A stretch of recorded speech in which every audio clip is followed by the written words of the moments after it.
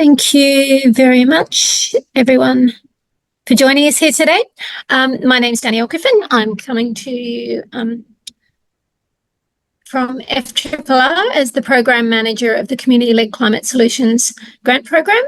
It looks like we've got quite a few people on board, and I don't want to waste your time today, because the more time we have, for conversation and we get to learn from each other, and also hopefully support you with questions. So I will kick off straight away.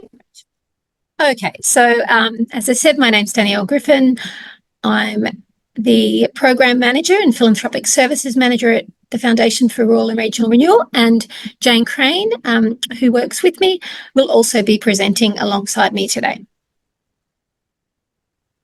I'm speaking to you today from Walbunja country in Dalmini, South Coast, New South Wales. So in the spirit of reconciliation, FRRR acknowledges the traditional custodians of country throughout Australia and their connections to land, sea and community. And I welcome you from whatever country you're coming to, in acknowledging where you are and paying our respects to elders past and present, and extending that respect to all Aboriginal and Torres Strait Islander peoples today.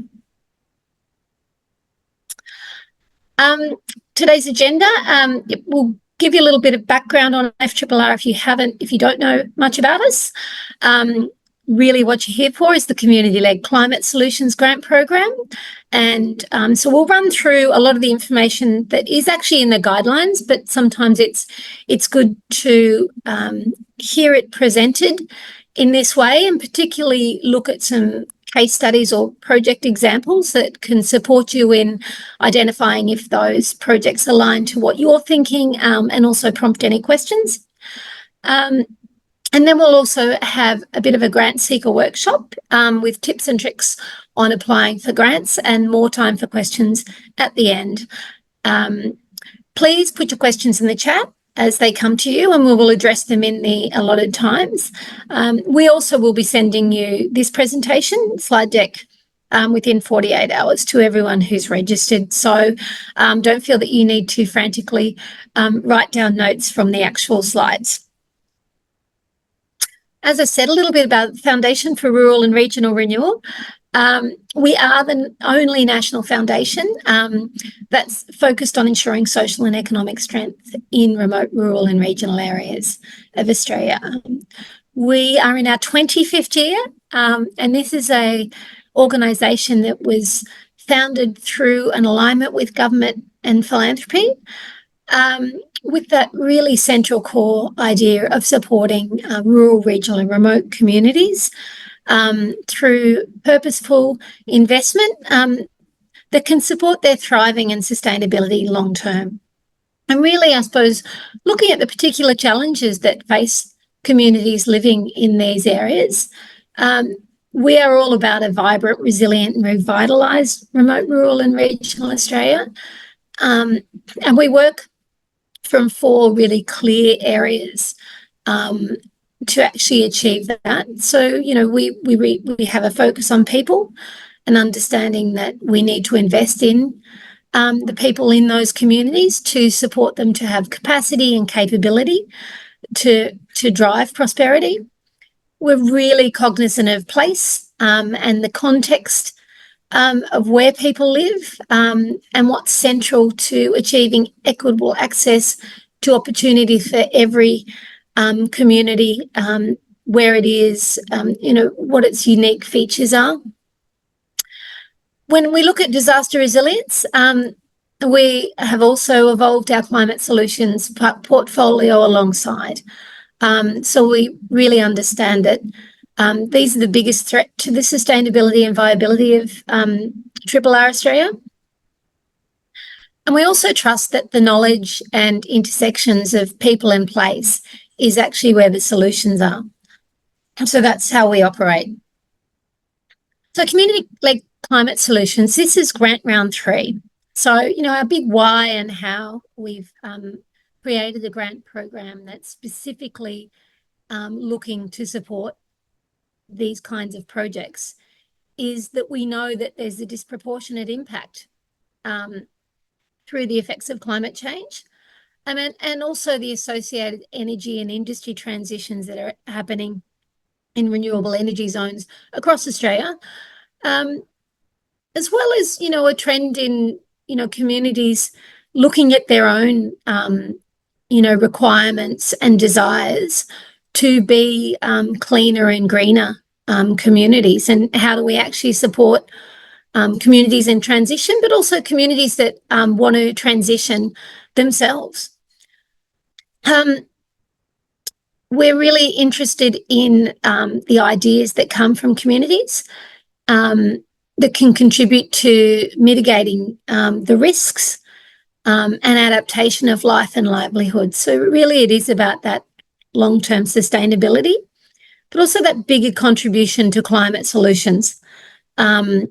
So we're very aware of, reducing carbon-intensive practices and how we can change the way we live and the practices that we apply to everyday life that can actually make an impact. And that includes in community organisations and how they're operating, and actually in local communities themselves, in the way they run events or the way they talk and educate and share knowledge, the way they update their facilities and manage their facilities, and also in regards to how they're actually managing their local environment, and what their thoughts are in regards to that.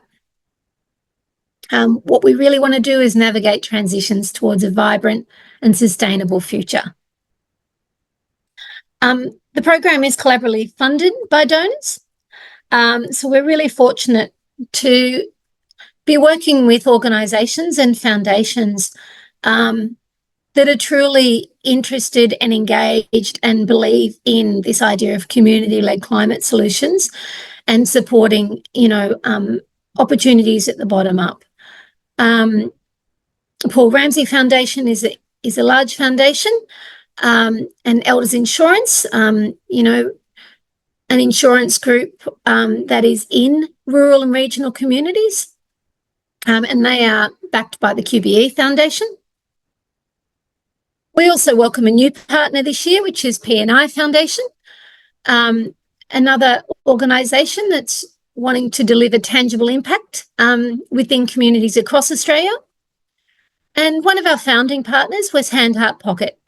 So that is the charity of the Freemasons in Queensland, and their funding is particularly focused on supporting communities in Queensland who are preparing for or recovering from natural disasters, with this idea of climate solutions that can enable those outcomes. So the overall goal is how these projects can contribute to reducing greenhouse gas emissions and addressing impacts of climate change for positive and sustainable environmental, social and economic outcomes. Now, that can seem like a big thing, coming from one community, but we all know that, one change then has that, larger effect on how things happen. It's also acknowledging that and sharing those stories to support and advocate for that greater change more broadly in communities. This is a program for not-for-profit organisations. These projects are projects that should have a broad community benefit and be charitable in their outcomes. These definitions are included in the guidelines, and we think it's important that we are really clear in what we mean in regards to particular words around climate solutions. So when we talk about climate solutions and we refer to decarbonisation, we're really looking at those ways of reducing or avoiding emissions and capturing and storing carbon. So electrification is one way, and also carbon sequestration. When we talk about the clean energy transition, we're referring to the movement from fossil fuel-based energy sources to cleaner alternatives. This can be the lower emission sources of electricity, battery storage, and also enhancing energy efficiency.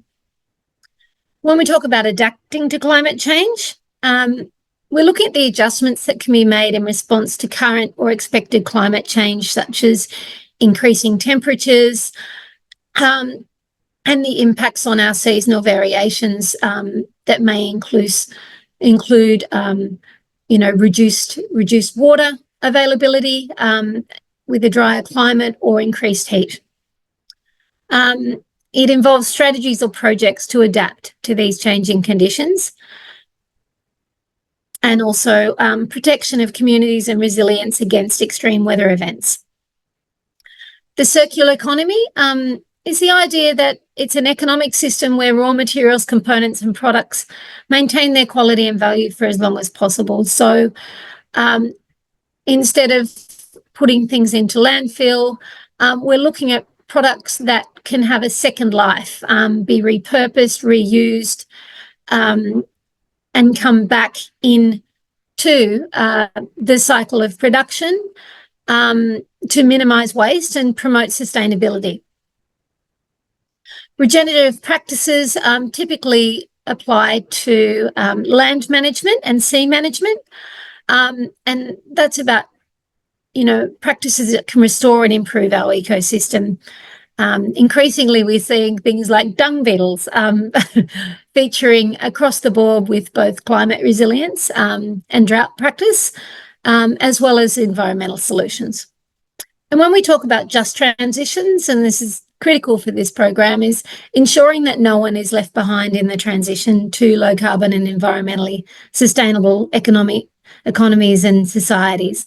So understanding that we are looking for projects that have a broad community benefit, that are inclusive and engaging community with regards to those climate solutions and enabling people's participation, and supporting people to, if the project's about access to renewable energy, supporting all people in community, regardless of income or affluence, to actually participate and benefit. So on to round three of community-led climate solutions, which opened almost 2 weeks ago on the 1st of May. There is a total of $650,000 in grant funds available for this grant, and we have two streams of grants. The first stream is Engage and Deliver grants, which are for small grants up to $20,000, and there's a total of $400,000 available for that. So a minimum of 16 grants will be awarded for that stream, and this is for a broad range of community-led climate solutions initiatives. And the second stream are scaling grants. So the value of these grants is from $20,001 to $75,000, and we will fund between 3 and 4 grants for this program. When we talk about scaling, what we're looking at is existing projects and the work required to increase their output, impact and outcomes. So there needs to be a level of proof in regards to what's already been done in that project, and a plan for how it's going to scale. There's specific criteria that needs to be met for this grant, particularly with regards to it alleviating socioeconomic challenges and enabling communities to thrive. So as I've discussed earlier, it is about that inclusion and enabling and changing the conditions for all people to benefit. So a bit more specifically on this, as I said, a broad range of projects can be supported in Engage and Deliver for grants up to $20,000. They can be grants, they must achieve at least one of the following objectives, such as driving engagement, education and leadership. So these can be programs that run workshops or present information to support people understanding climate solutions and energy saving initiatives. They can actually be projects that will activate clean energy transitions, climate adaptation, decarbonisation or circular economies, and also supporting just transitions to clean energy economies to help communities thrive. So how do projects ensure there's inclusive participation in any enablement of people accessing clean energy? These grants are open for 2 months, so they don't close till the 26th of June 2025. So due by 5 p.m, and that is Australian Eastern Standard Time. So just always note that down, particularly if you're possibly in the West, just to make sure you don't miss those deadlines. The scaling grant, as we said, this is about scaling an existing locally led project to a more mature state, directly alleviating socioeconomic disadvantage, being able to demonstrate how their project is an appropriate solution to a demonstrated risk or impact of climate change, and improving the capacity of the local community to take an active role or lead in the mitigation or adaptation of climate change. This stream has 2 application points. The first is an expression of interest. So what we're asking you to do in that expression of interest is present us with your concept that addresses those 4 criteria. Give us an indication of your budget requirements for that. So it's not a full-blown application, but you do need to kind of tell us the story of the existing project and what you need to scale it, and give us some estimates of what the costs are that are going to be involved. Also kind of letting us know, the kind of partners you might be working with, and anything relevant regarding the existing project and its outcomes. So these projects are due by the 22nd of May 2025, the EOIs. So they come in and we will assess them within 2 weeks. So you'll be notified on the 5th of June if you need to fill in a full application, requiring more budget detail, answering some more specific questions, and giving us more detail on how that project will run. If you are unsuccessful with the expression of interest, you still have 3 weeks in which you may be able to scale your project down and apply for Stream 1. So I think that's always really important to understand, that you will have the opportunity, if your concept's not successful in Stream 2, to apply into Stream 1. So as we said, a broad range of activities can be funded. We know these projects are coming from the community, and so we're not trying to prescribe that they look in a specific way. They could be local events and activities that engage and educate community members on the benefits of climate solutions. Projects that deliver climate change adaptations, projects that include First Nations land and sea management practices, regenerative practices, sustainable agricultural and food system initiatives. It's really important these embed community decision-making or indicate that they're creating local jobs or address inequity in some way. And also projects that are circular economy activities, reducing, and reusing and recycling. We do need to prioritise with these projects that they are delivered by local community not-for-profit organisations, that they deliver a social or economic benefit, that they're evidence-based and demonstrate strategic planning for sustaining program operations, and projects that are inclusive in supporting diverse community members and stakeholders. As I said, all this information is in the guidelines. I think what we've found in the last 2 grant rounds is really people presenting to us projects that clearly advance the climate solutions, and it can just be, it is just for their community. So it might only be a small kind of outcome, but it is definitely advancing in regards to reducing emissions. And it needs to really be demonstrating that it is for a climate solutions purpose. So things like the installation of solar panels or the establishment of community gardens really need to demonstrate that there's a primary community climate solution, that they're looking to educate the community in regards to what they're doing, and also enhancing social connection into that kind of project. Food security initiatives need to be a bit more than just a community garden. We want them to be really implementing practices that demonstrate that they're mitigating the climate impacts on food supply and actually reducing emissions through that practice. Emissions reduction is a key requirement, and so what we're really I suppose supporting through the projects that we have funded to date are projects that indicate to us how they might measure that emissions reduction and what other projects or expertise they're referencing in regards to the solution that they've come up to. Such as a circular project may equate the emissions reduction to the amount of landfill that they're reducing and or the reduction in producing new goods.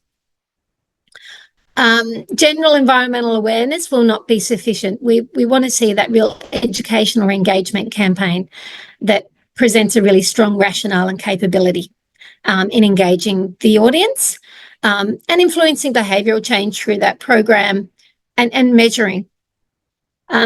As we said, community-led is a priority, is always an FRRR priority.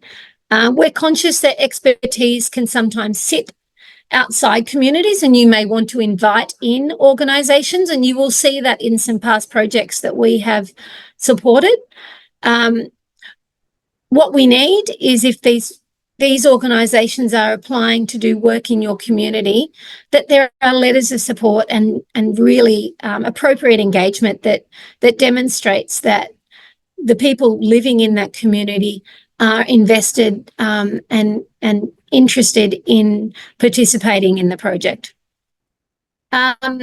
Several areas that we cannot fund, and this is very much across the board with FRRR, is that activities are identified as areas of responsibility for federal, state and local governments. In some instances, depending on locations, this may be water supplies, etc. If you are working on projects that require government approval, we also will need evidence of that government approval for any infrastructure builds. Core operational costs. Any costs need to be related to the project. So it will pay project wages, but we won't pay the wages of the CEO of the organisation. That would be considered a core operational cost.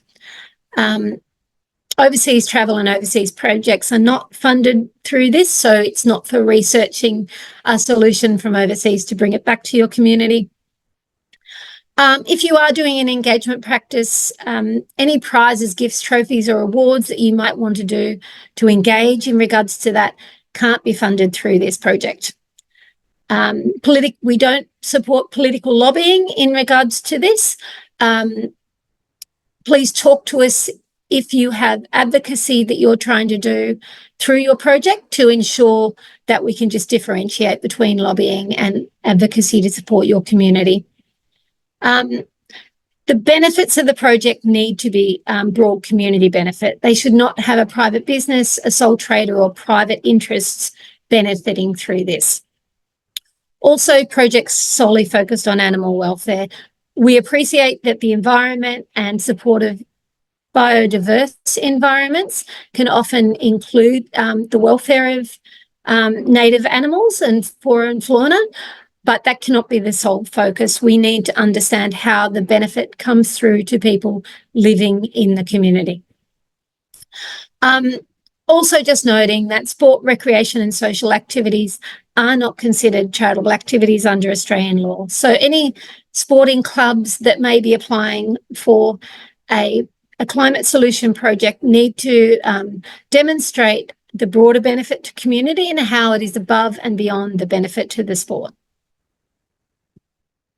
Who's eligible to apply? As I said, it is for not-for-profit organisations with either an incorporation certificate and or an ABN. Not-for-profit organisations with or without DGR1 endorsement are eligible. You can only submit one application per grant round, and that means, as I said, you can either submit to Stream 1 or Stream 2 in the first instance, and if you have applied to Stream 2 and you're not successful, you can then apply to Stream 1. Who isn't eligible to apply? As we said, sole traders, private or commercial businesses, or an organisation that is not a legal entity. If you are an organisation working in this area, but you're a business, but you have a project that is charitable, you may work with another local community organisation to have you auspice and deliver that program as their partnering body.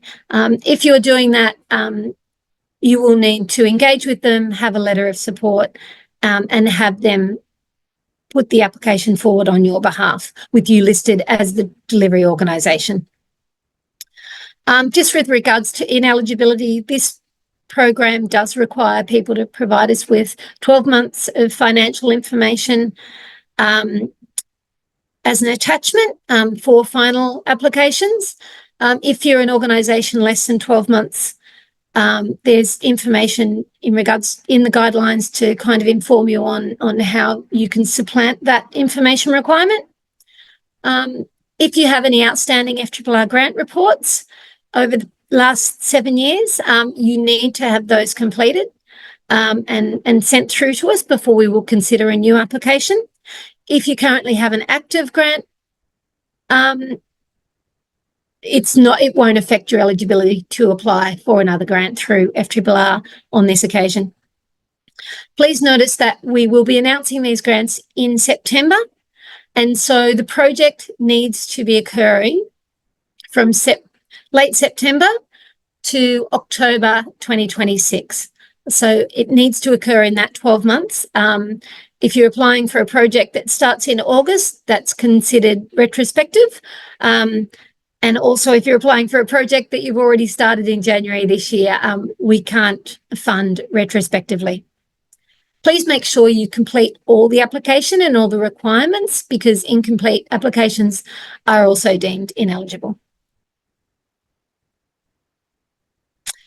Now, look, I think it's really valuable to run through projects we've funded in the past, and I suppose refer to what we're talking about in the guidelines in regards to how these projects align to the guidelines. This project is for a solar microgrid that was applied for through Original Power. Now, this is a really large multi-million-dollar project. But one of the critical parts of this, and what we see as an enabling climate solution factor for this community, was actually the funding of $20,000 that would build the community capability to train local people with the skills and governance to actually manage that facility once it's up and running. We've got some really great outcomes coming through that already in regards to that local Indigenous workforce development and employment. And we also appreciate on these really big projects, sometimes these are critical parts of that local climate solution that it's really difficult to have funding for. This is a Stream 2 grant from last grant round. So Mycelia Renewables Limited and their Energy Collective Scaling and Replicating grant application. Mycelia is a consulting group for renewable solutions that supports regenerative economy participation for traditional owners, rural businesses and regional communities.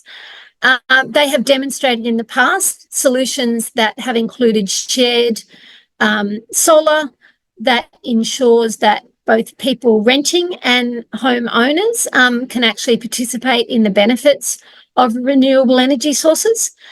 And so we were supporting their energy collective model to actually be rolled out in Venus Bay, and also with several First Nations traditional owner groups.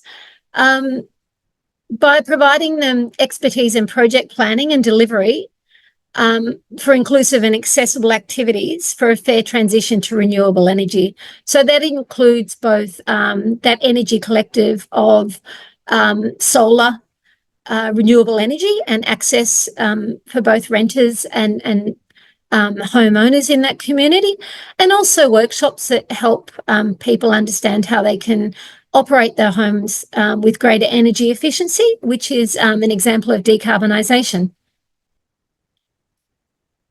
This is another Stream 2 grant from Round 2, which was in Cooktown, Queensland, with the Yukubaja Muluku Landowner and Reserves Monitoring Biocultural Indicators for a Changing Climate project. They received $75,000. The issue that they presented to us was in their monitoring of country by the local rangers. Much of the work has been done by government and university bodies in the past, that takes that expertise and knowledge off-site, and also doesn't have the appreciation of cultural law or ancient knowledge. So what they wanted to do was build that skill development and have the equipment to support their local ranger groups. So funding of $75,000 has supported the equipment and training. They are working with the local Cooktown University to develop the skills with those local rangers. But it means that going forward, they will be collecting all that information. Yeah, so a really great example of how they scale an existing project and take it forward. This is a really good example. This was from round 1. This was installation of for social housing of solar and battery systems to support more organisations there, and participation of people who are living in social housing to actually benefit from environmental solutions.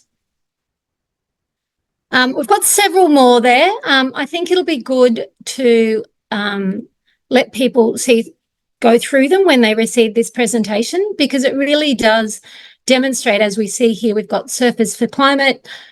This was educating tradies to support them in being greater advocates for electrification, materials that are more environmentally friendly, through educational seminars. So it really is changing minds and behaviours, and looking at those groups that can influence that more broadly in communities, and obviously coming, recognising, that connection between the environment and many people that participate in that as surfers, and their connection to their work. This is a great example of engaging people and educating people on electric vehicles, which was done in the Kiwa catchment land care.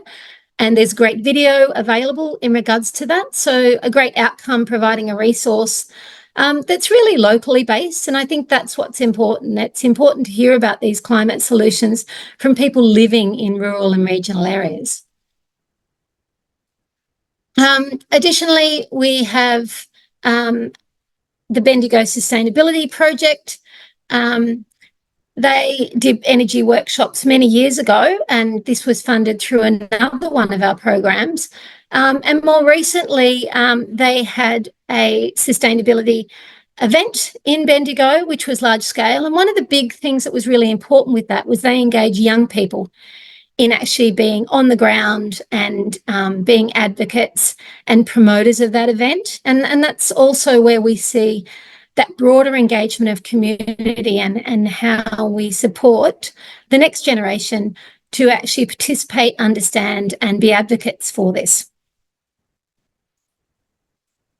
So really important things to remember with any grant application is read the guidelines. Everything you need to know is there, including eligibility. And if you're unsure, please call or email FRRR with your questions. We have people on the phone that are just great. If successful, you will be emailed about the grant offered and how to access funds. And if unsuccessful, we do really like to emphasise, don't miss out on the chance for feedback. It's really, really common for people to miss out on a grant, follow up for feedback, and then apply again and receive that. Sometimes it's something quite small, and this is really about developing it, particularly if it's the first time you're doing a grant or you're unsure. We've got lots and lots of resources on our website to support you in actually, building your grant application skills. How are the questions, Jane? There was one about the timeline, but I answered that, and then you also reiterated it in your presentation. So that's all sorted, and then no others via the chat. Does anyone have any questions at this stage? Otherwise, and you can ask specifics about a project that you've got in mind if you want to clear something up. Otherwise, we'll go into the tips for Succeed for applying. Is CEFA a consideration? We do look at the CEFA. We're definitely, considerate of both where communities are. So we look at both CEFA, and we also look at the remoteness. So obviously we don't fund metro, so RA1 is not eligible. But, we do consider, that the more you go out, RA4 and RA5, those very remote locations. And we're also really considerate with that in regards to the costs that might be additionally involved there. And I think Jane will run through that when she talks about the tips for seeking grants and expenditure. We appreciate that, if you are doing any infrastructure or equipment, that you will have delivery costs involved there. We also appreciate, the size of the communities, communities under 15,000 and those really tiny communities of 200 and 300 people or under, 1,000. We appreciate the volunteers that are involved in there and that in-kind support. So it's really important for you to tell us your story about your community. That's what we want to know, and that's where we're really looking for that local climate solution kind of evidence. Okay. So, Eamon, do you want to elaborate on what you mean, the pathway from stream 1 to stream 2? Yeah, happy to. So we've got an idea of a project that we've started to kick around a little bit, but we can't really be delivering anything with that small funding at the moment, but we want to have a really big impact. And so with the stream 1, we thought maybe we spend the time on kind of briefing it up, designing it, making sure it works, figuring out how it could scale, etc. That's going to be a fair bit of work, technically, etc. And then start to get it ready so that it could actually be successful for a stream 2. Is, I guess, the approach. And maybe you've got some thoughts around that, please. Yeah, look, we've did a kind of feasibility project for a bio-waste system down in Gippsland. Yeah, if you've kind of, if in what you're talking about in your first instance, you're going to kind of put something small into practice, you could apply for a Stream 1 grant if you want some support to do that, and that's great, kind of testing a concept. That's exactly what Stream 1 grants are for as well, in regards to, as long as we see that kind of engagement with the rural, regional or remote community, that, really clear locational kind of impact that you're having and why you would work in that community. So definitely that Stream 1 grant could support that for a Stream 2 grant, and we have funding for this program going for the next few years and hopefully beyond.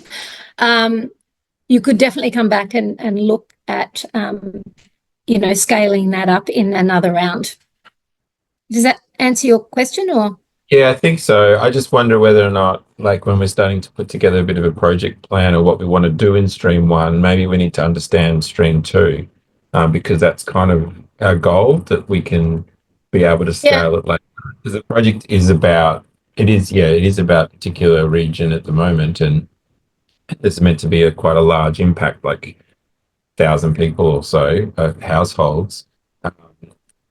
We want to think about, how do we frame our feasibility so that it would take the next step, I guess. And so maybe we need to get a bit more information around the Stream 2 assessment process, I guess. Yeah. okay. So I suppose what we've talking about in that Stream 2 assessment process is those 4 criteria. So probably the critical piece is that first criteria in regards to taking something to a more mature state. So you would have to have some kind of evidence base there in regards to having had, either piloting something, Yeah. to then show us You talked how about you would what you needed to take it forward, and who what community you're going to be working with in regards to taking it forward. Yeah. Okay. I think that helps enough. Yeah. That's okay. Look, if you've got some thoughts, get back in contact. We can have a conversation if you need to offline. Yeah. Okay. Well, I might pass over to Jane then, who's going to she's going to just talk about tips for successfully seeking grants. This is kind of a general grant workshop, but I think what's also important is it supports people with FRRR, kind of, I suppose, the way we look and assess grants. And as we will always emphasise, it is that community-led that we are looking for. Before I start, Danielle, there is a question there from Antoinette about auspicing. Yep. So auspicing, Antoinette, I think I tried to refer to that earlier. Very open to organisations being auspiced by a local community organisation if you are, potentially a business or someone that is running a program, but you need it has to have a charitable benefit and outcome, obviously. And if a community organisation will support you, that's perfectly fine. They need to apply for that grant, and you need to have a letter kind of endorsing you through that. That is detailed in the guidelines. I don't think there's anything more on that, is there, Jane? No. I guess the only thing is there is a link on the website, I think, that will take you to a template letter for auspicing. Yeah. But basically, you just need the auspicing organisation to mention that they are aware that they're auspicing and that they are the ones responsible for the grant and will receive the finances and manage them by moving them on to the support group. But yeah, I think it is all on the website, if not the guidelines. Yeah, and it's quite common for us to support organisations to have experts deliver projects for them, or just people who have great ideas or ways of doing things but don't have that legal entity themselves. Okay, Jane, I will head off to you. Okay, thank you. And thank you. As Danielle said, I'll just quickly go through a few little tips on grant applications. These can be used across any of the FRRR programs. So, yeah, they're not specially designed for the climate solution one, just sort of broad sort of commentary. To start with, I'll just say that the application form is sort of set out to enable you to tell the story, and the story being, what are you going to do? Why is it needed? Who you're involving? How are you going to make it happen? And how it will benefit your community. So I think as you're writing that, just have that in the back of your mind, that you're trying to, bring us being the assessors, along with you in explaining your project and its outcome for the community. So if we start with the what, that's the details of the project activity, and it's within this section that you're relating the project activities back to the objectives. We want to be able to see quite clearly how the project activities align with the climate solution objectives. So, yeah, and as Danielle mentioned, the ones that are aligned to the education and awareness, it strengthens your application if you are able to sort of explain to us how it's not just come along and listen, it's come along, listen, and what's the action as a result of your attendance at that event. So just keep that in mind if you are an education awareness project. And here's an example of, the good and the bad when you're sort of describing the what's. When you're, quite general in nature, it's a bit vague for us when we're assessing. So we really need to see as much detail as you can provide, just so we have a good understanding of what's happening in the project. And the next point is the why. And the why is where you give the assessors a bit of context as to why you want to deliver the project. It sort of explains, okay, this hasn't just, been an idea that have popped into my head.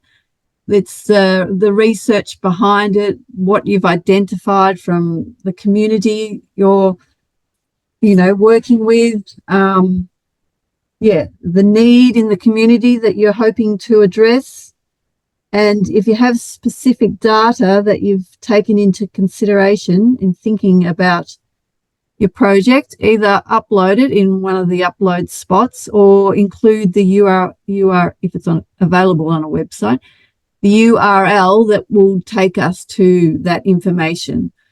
So, yeah, we do like to see if you have any evidence to sort of back what you're saying is the need in your community. So it can be like, minutes from a community meeting where it was discussed that this was really key for your community to get this project underway. So that just simple things like that, but they do really show to us that it's just not an idea that's just popped into your head overnight sort of thing. So the next one is the who.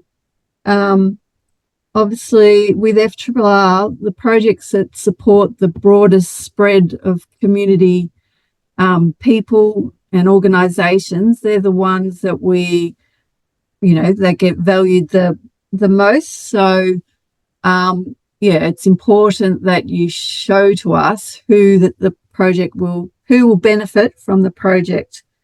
And if you're saying that it's going to be reaching, a diverse group of people, just ask them to provide some letter of support just to say that, yes, they are involved in the project and they are interested in the outcomes. Letters of support are highly valued when we are assessing, because it just gives us evidence that that there is interest in your project and there are people that really want it to go ahead. So yeah, they don't have to be like extremely professional. Just anyone and everyone who can just write something to say that they're supporting this project is really good to be able to include. I think that's all I had on that section. Maybe the only other point was, if you're saying that you're reaching a certain group, just maybe explain how that's going to be achieved. Yeah, you might have like everyone can say we're going to put out flyers, but you might have one special way that you're going to use to be able to reach certain group. And so there's something that sort of is like quite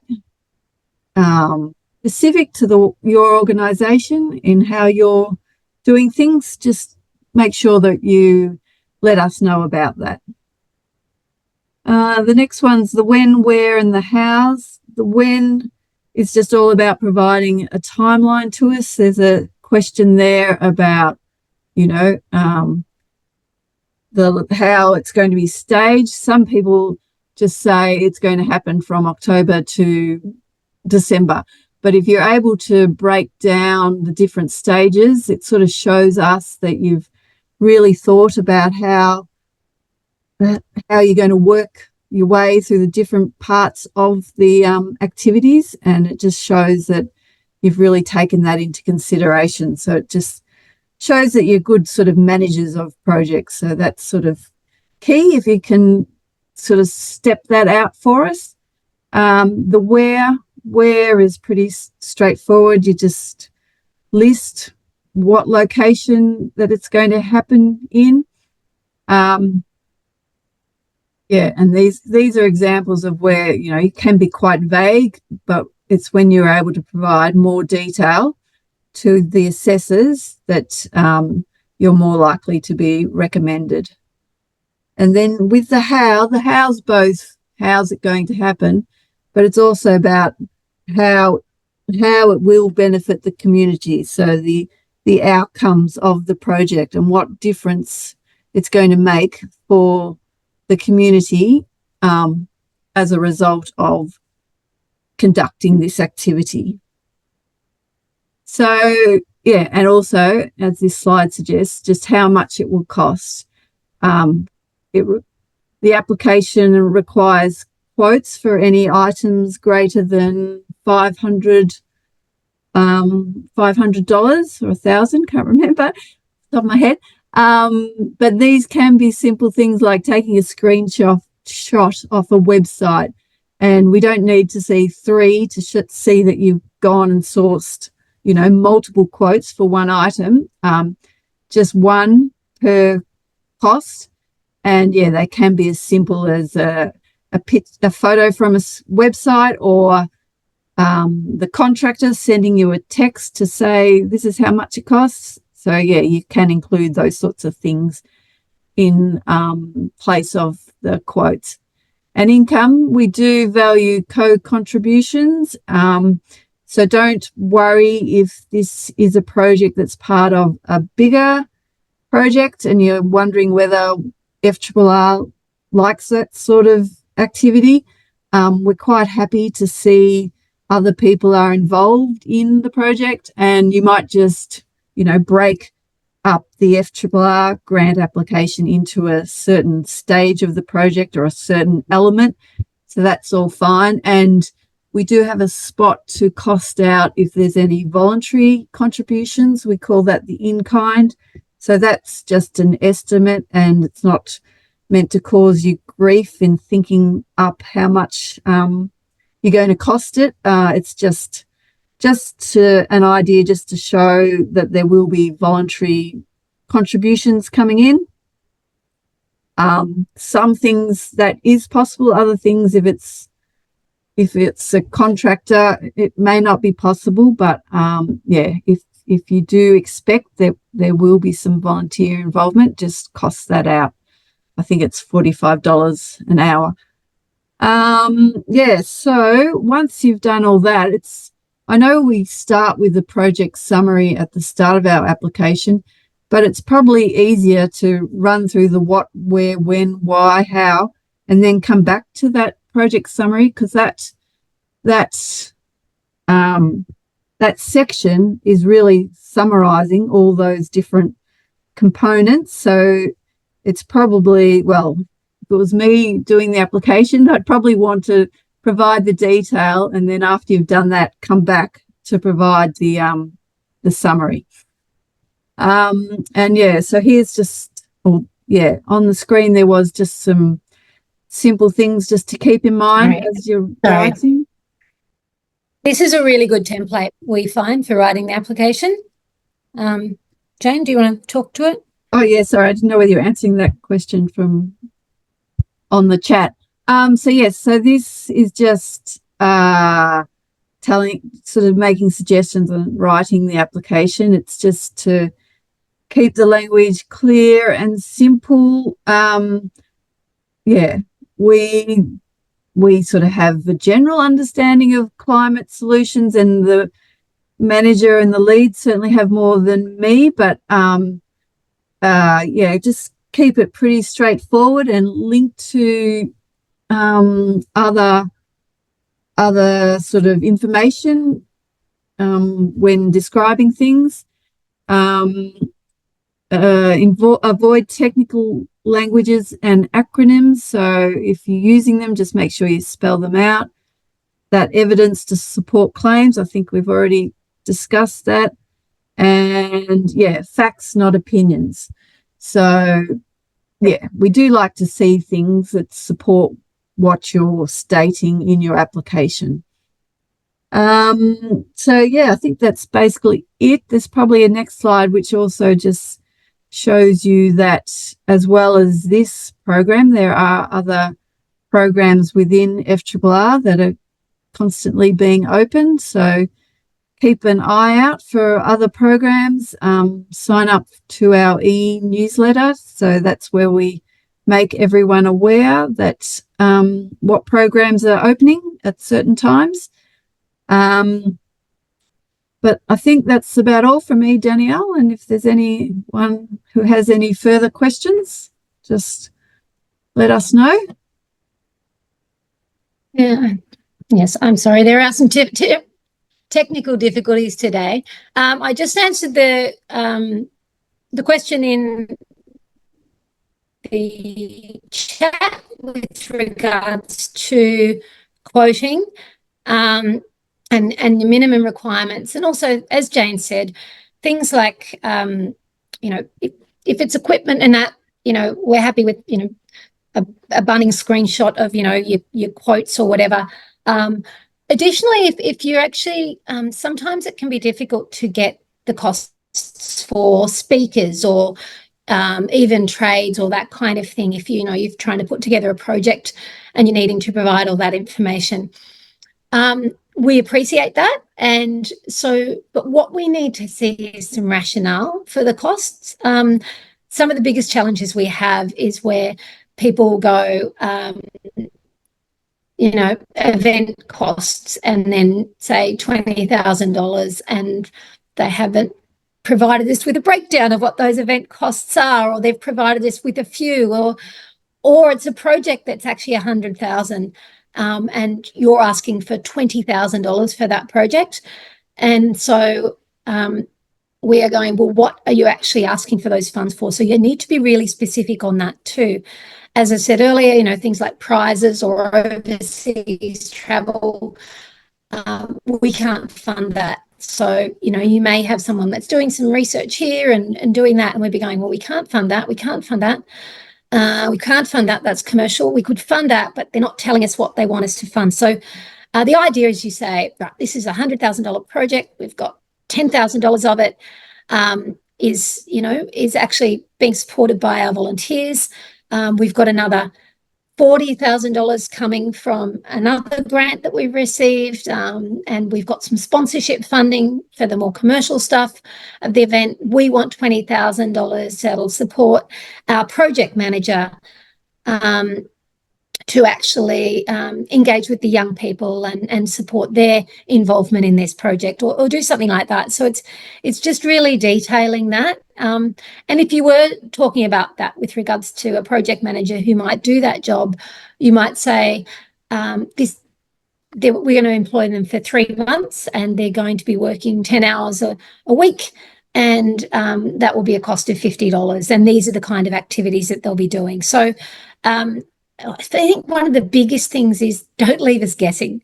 Try and make sure that you just tell us a story. You know, if someone asks you, "Oh, what are you doing?" You could kind of answer all their questions. "Oh, we're going to run an event." "Oh, what's it about? Why are we doing it?" You know, we're quite comfortable with that. I suppose familiar kind of storytelling thing. But when someone says why, you go, "Oh," like I had a group the other day who's doing best practice resilience building, and they said there's a group in Huon Valley, and so we looked at their project and we want to do something similar to what they're doing in regards to how they're setting up their hall and those kind of things, or we've engaged with council. So it's really letting us know where these ideas are coming from. And that gives us a really good picture and makes us really confident too in regards to your delivery and your understanding of the project, because some of this stuff can be quite complex, but we also know there's, some really great skills and really great knowledge.